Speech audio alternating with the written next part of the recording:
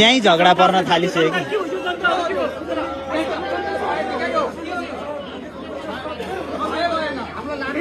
के गरे के यो